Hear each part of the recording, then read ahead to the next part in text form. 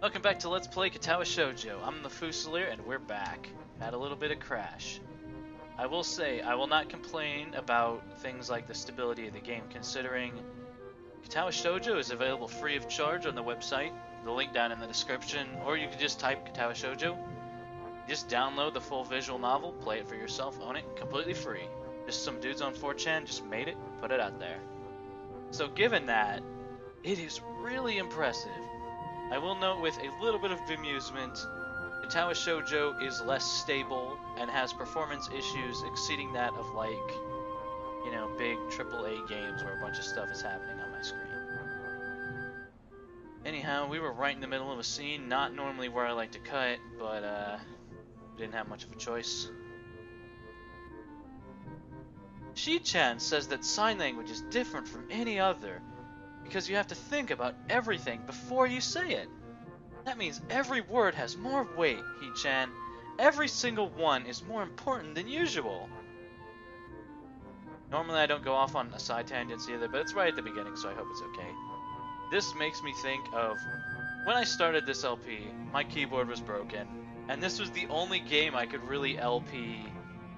You know, maybe Aurora 4X is the only other choice. Like, think about not having the keyboard.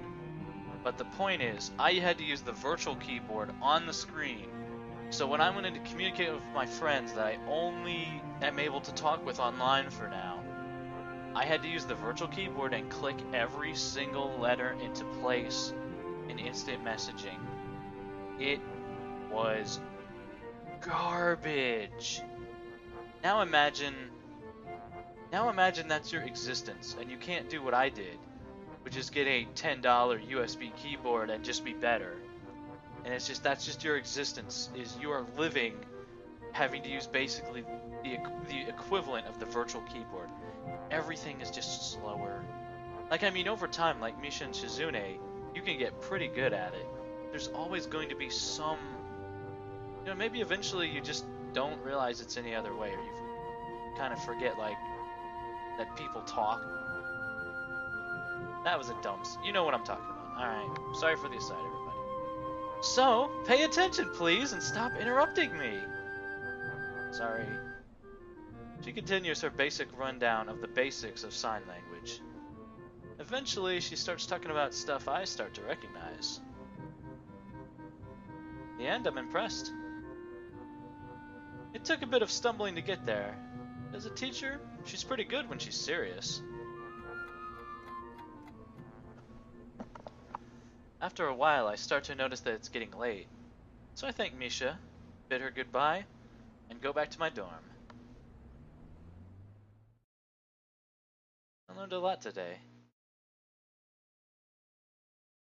What a story, Mark.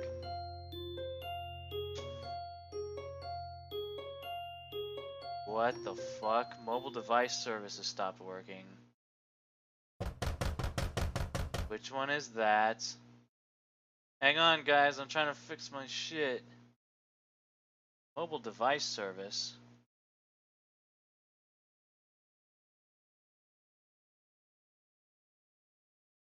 Oh, I don't like the looks of that. Are we okay? The game's still going, right? I don't know. As long as we keep going, though, we'll be fine. I'm jolted awake by a thunderous banging sound coming from my door. My first thought is, it could be Shizune. Oh, only a deaf person or a jackass, or both, would knock that loudly at this hour. Who is it? Of course, if it's Shizune, then she wouldn't be able to hear that or answer it. There's no reply, so I'm kind of pleased. I haven't seen Shizune in a while. Opening the door. Motherfucker, I find Kenji standing out in the hall. His eyes nervously darting from side to side. I had a feeling... Oh, it's you. Yeah, it's me. What kind of reaction is that? Well, I'd be able to give you a more personalized response if you had answered when I asked who it was. Kenji frowns and pushes up his glasses, exactly like Shizune. Why are you making that weird face? I wonder how he's able to see me making a face now, yet wasn't able to the millions of other times I've reacted to something weird he's said or done. I kind of want to pursue this. I'm too tired to actually do it. Shizune pushes her glasses up just like that.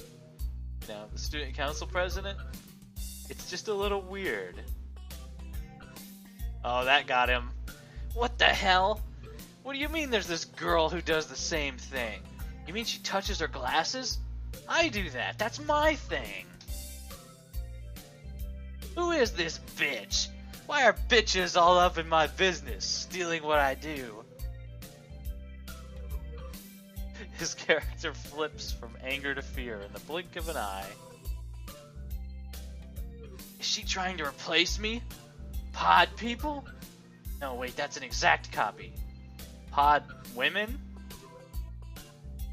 But the story's like, it's two of my greatest fears combined. It is!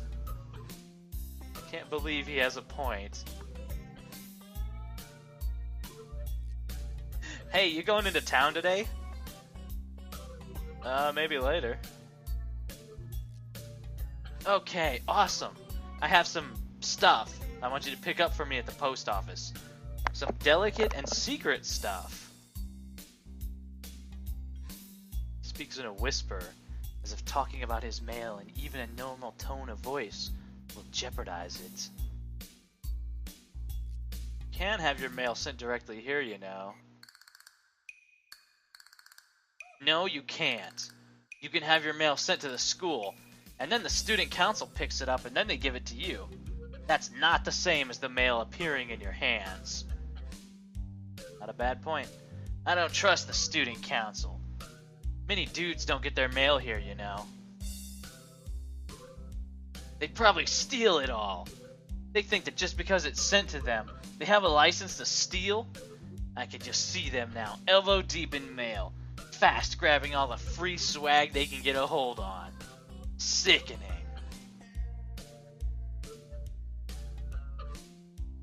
Where can I find this mailman who can conjure mail out of thin air and into your hands? I don't know.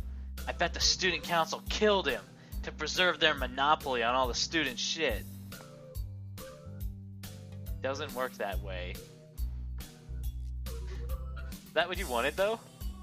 Fine, I can go pick up your mail for you. But eventually, I'm gonna collect on all these favors. You already owe me some money.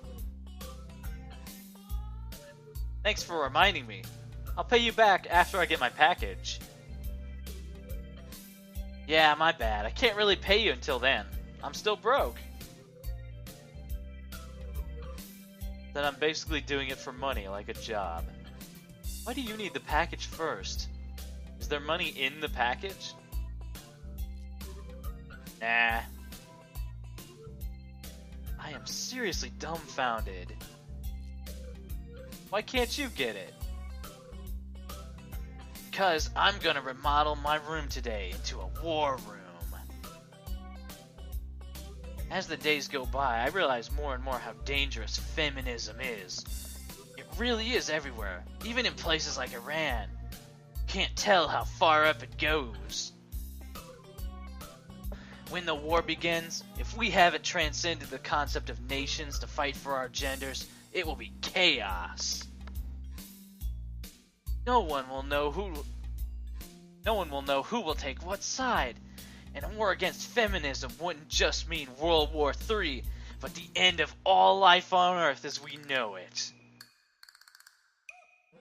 If we lose, all our supple Japanese women will be raped and enslaved by a bunch of sociopathic lesbian supremacists. What a story, Mark. Meanwhile, the handful of men that didn't die in the war will be castrated and forced to repair toilets and build massive monuments commemorating the feminist victory. I got this weird itch in the back of my head that someone has written a story like that. You're crazy. That's crazy. I think you're overthinking this. As the days go by, I realize more and more that you are not ballin'. Oh shit. You've only talked like 4 times. Oh, sorry. Yeah, whatever. I'll get your package. Awesome. I close the door and jump right back into bed. Fucking Kenji, fucking. Second my head hits the pillow, a painfully loud ringing assaults my ears, and I realize it's my clock. The alarm going off means that right now is the time I'm supposed to wake up in the first place. Barking on weekdays at least. Pick it up and throw it without looking up. I'm an adult! Gets wedged between the bed and the wall, the noise not stopping. In fact, it seems to grow louder. By the time I'm able to pry it out of there, I know I'm not going to be able to go back to sleep. The only thing I can think of doing now is going into town and just getting Kenji's stupid package. It's too early for that. After showering, I take my medication. I'm actually very hungry today, since I went without dinner yesterday. Before that, I had just a very light lunch. I eat the pills, chomping on them like a leg of lamb. They are unbelievably bitter and disgusting. Well, good medicine tastes bad. Or something like that. I'm still hungry. Still a lot of time to kill. So I decide to go into town and find somewhere to have breakfast. I can't remember the last time I ate out. Besides, the weather is nice, so why not? The walk into town is longer than I remember. Possibly because it's been a while. Probably because I rarely come here alone. There are barely any cars on the road because it's so early in the morning, making it unusually quiet. First thing I do is start looking for a place to eat. Immediately I think of the Shanghai, but I want something more substantial than sandwiches or a cake.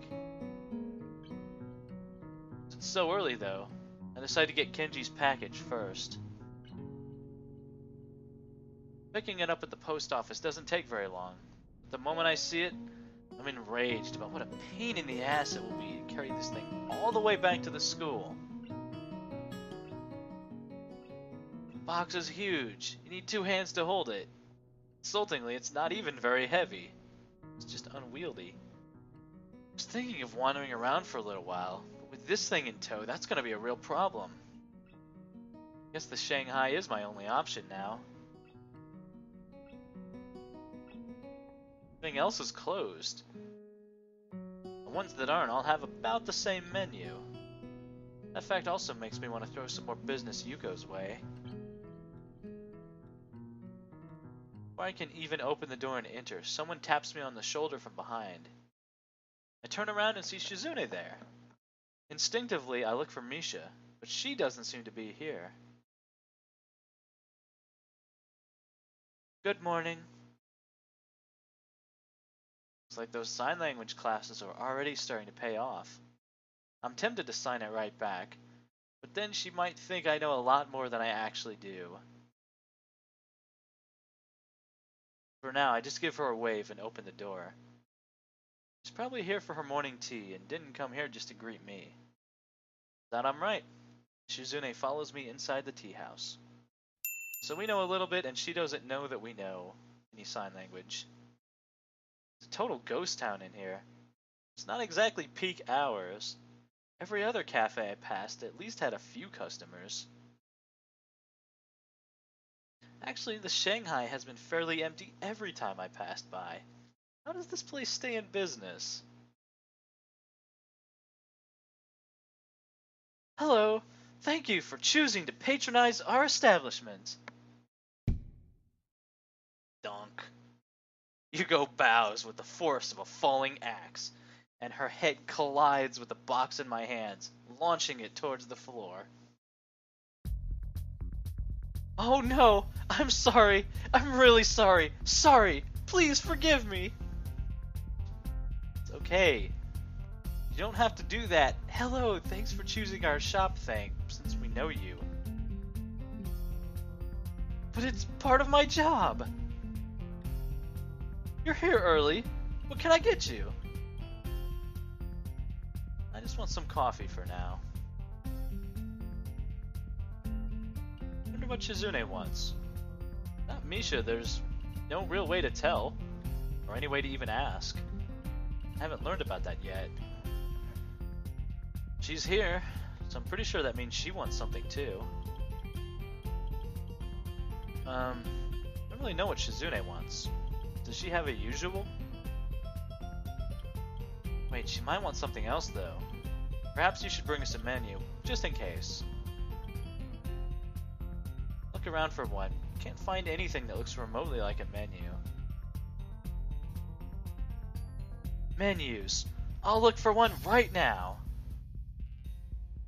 Huh? There are menus. They're just rare.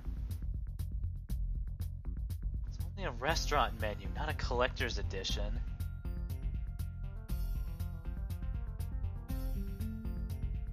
Weird. Is that what Shizune is saying? No, she can't hear you. It's just weird for a cafe to make you have to go out of your way to look for a menu. Weird? Yes, you're right. It's so illogical. There are so many things. Like, why is it called the Shanghai? This is a Western-style tea house, but the name is Chinese. The architecture is old-fashioned, but my uniform is so modern and sophisticated. She looks like she's about to pass out. If she does, she'll probably fall forward and make a mess of everything. I can't work here anymore. What a bad place for her circular train of logic to end up. No, come on. That kind of stuff is what sets this place apart. There are a lot of cafes around here, you know? It's charming, really. Please don't quit. Business is good here, isn't it? Not really. See, I think this is a good job for you.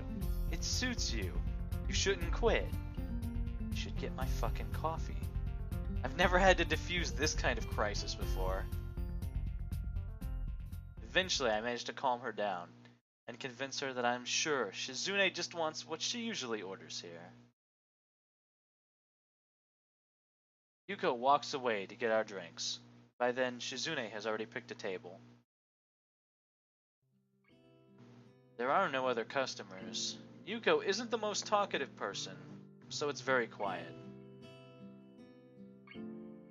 Doesn't really bother me. I wish there was some way we could communicate.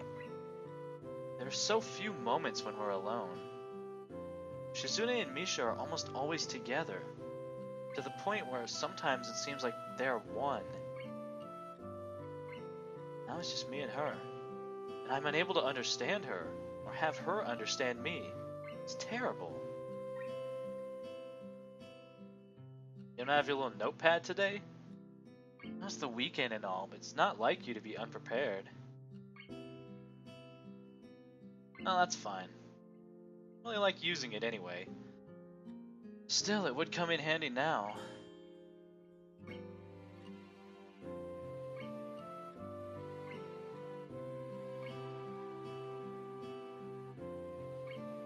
Shizune starts signing in short bursts, punctuated by her stopping to take a sip of tea.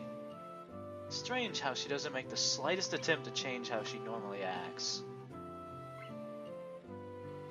I'm talking to her for the most part because I'm not used to long silences. I briefly wonder if it's the same for her in a way. However, it seems unlikely. I think it's more that she's the type who doesn't change how she acts for anyone. Hey, seems like Misha joined the student council because of you. Makes two of us, you know. I'm only there because you forced me into it. Well, not really forced, I guess.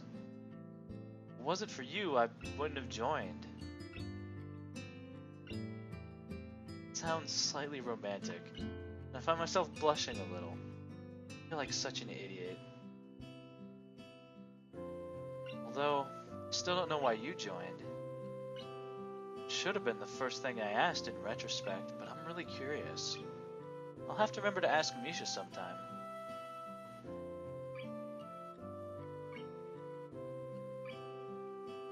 It's nice to talk to you, even if you don't understand me.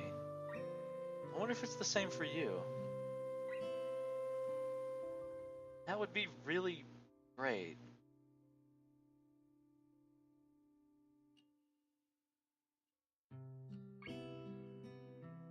I don't think sign language will ever be as natural for me as Misha makes it look, but it's gotta be a step up from just using pen and paper, right?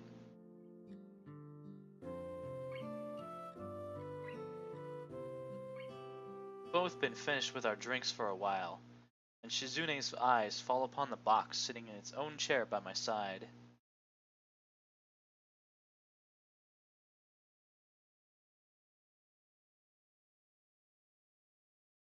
Just picking it up for someone. It's not mine. Shizune pulls it closer to her, intending to open it, and my heart almost leaps out of my throat. Kenji was right. I quickly try to pull it back by wrapping my leg around the leg of the chair. What the hell? Don't open it! You can't just open other people's mail. That's not legal. That face she's making. Shizune is like, bitch. Don't fuck. No! No! I've had this exact exchange with my roommate's cat. No, Shizune. Down. Get down off the coffee table. Once she gets going, there is almost no stopping her. Eyes filled with excitement, she looks ready to fight me over this stupid package. I realized just how fast this could turn into a game of tug of war.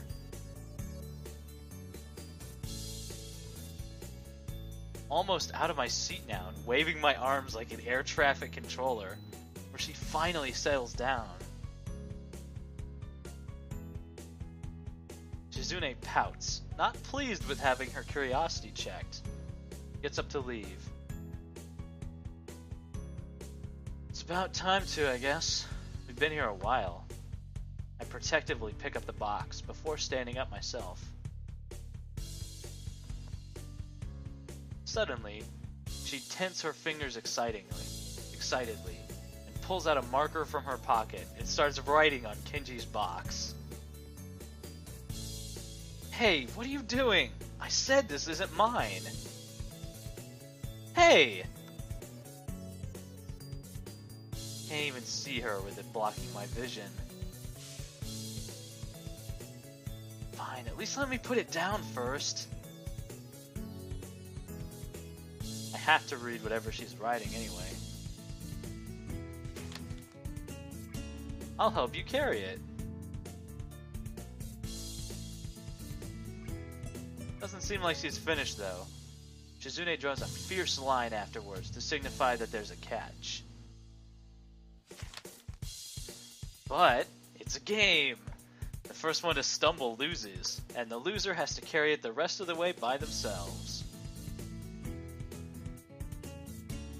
That's stupid. There's a 50% chance I'll end up carrying it myself anyway.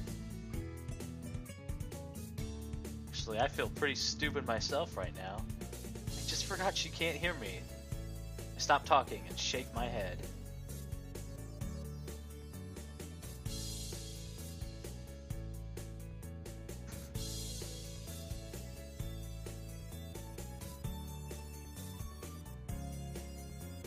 Can't understand her at all. She's coming across very forcefully. It's clear that she thinks this is a great idea. Well, if she drops the box or something, she'll have to carry it. Make things a lot easier for me, obviously. The odds are 50-50, then probably higher than they would be for any other plan of hers. Alright, I'll take it. Thinking about it, I'm not sure how we should do this. Then Shizune grabs hold of one end of the box and lifts it up. I take the side that she isn't holding. Is this even right? It's very uncomfortable to walk like this. We leave the cafe. I find myself hoping that the streets are still devoid of people. Yuko seemed confused as to what we were doing. I imagine it'll only get worse as more people see us.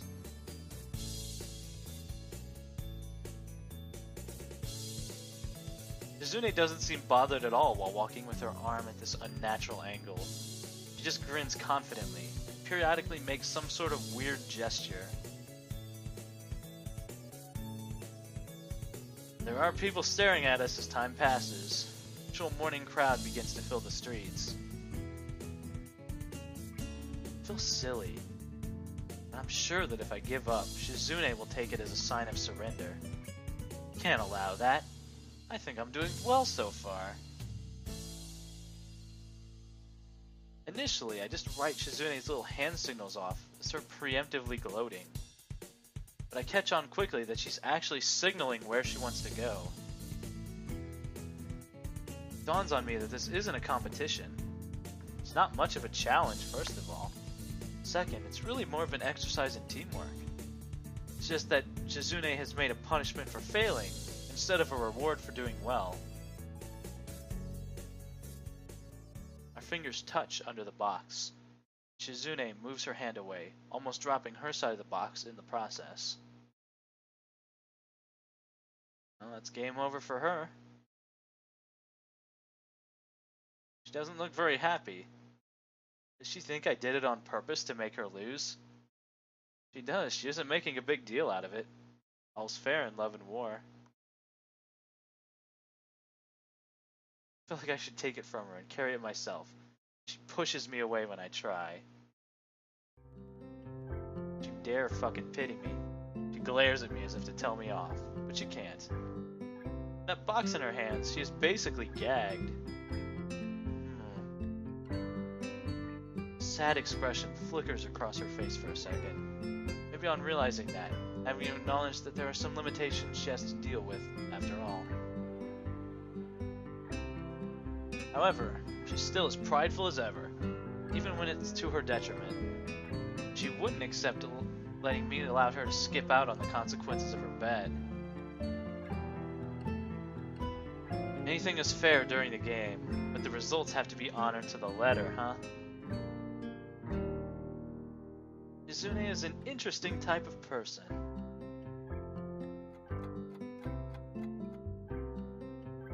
March back to the dorms is uneventful. Shizune passes the trip by shifting the box around occasionally like a giant Rubik's Cube. It's like another game she's invented to amuse herself. Can't be good for whatever's inside, but I don't care enough to stop her. Maybe this is how she deals with things, by making everything into a game. Hard to say for sure, though. It seems futile to try to psychoanalyze Shizune. In the short time we've known each other, I've been surprised on a fair number of occasions. I notice Shizune shivering. The wind is picking up. School is pretty high up. Makes sense that she'd be cold. Give her my jacket though, would she reject it? Take off my jacket and drape it across her shoulders before she has a chance to protest. Her shoulders are slim and delicate, so much so that I want to let my hands linger on them.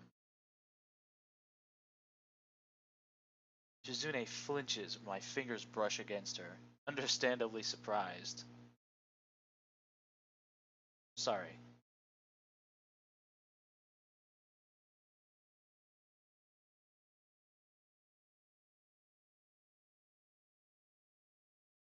Her fingers dance lightly over the surface of the box, and I think of taking it from her, but I doubt she would let me. Shizune makes a quick gesture with her hands as best she can, pausing a bit afterward as if wanting to say more. I'm sure that what she means is thank you. I'm glad that I was able to catch it.